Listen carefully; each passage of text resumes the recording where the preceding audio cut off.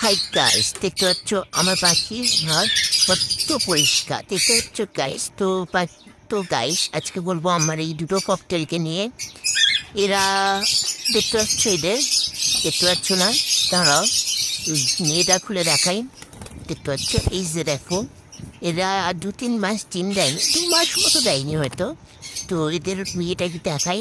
হাঁড়িটা এই যে দেখতে পাচ্ছ, হাঁড়িটা ডিম নেই, অনেকদিন থেকে ডিম দেয়নি। তো এদের এদের শরীরের কোনো সমস্যার কারণে হয়তো ডিম দেয়নি। তো এই ওষুধটা আমি দেবো। এটা এটা খুবই ভালো ওষুধ। এটা শরীরকে ভালো রাখতে সাহায্য করে। শরীরকে শরীরের কিডনি, যকৃৎ ভালো রাখে। দুর্বল থাকলে শরীরকে সতেজ করে, উৎপাদনশীলতা বাড়ায়। মানে শরীরটা ভালো থাকলে তো পাখি ডিম দেবে, বাচ্চা করবে, এটাই স্বাভাবিক। তো এটা শেষের পথে প্রায়। তো আমি বের করে নেবো ড্রপারে, কারণ 10 ফুট আমাকে দিতে হবে। তো বের হইতেছে না, কারণ এটা অনেক তলে আসছে, কারণ শেষের দিকে তো তাই এই জন্য শেষ হতে যায়। তো এর ছিপিতে ঢেলে নিয়ে 10 ফুটা দেবো আমি এখন।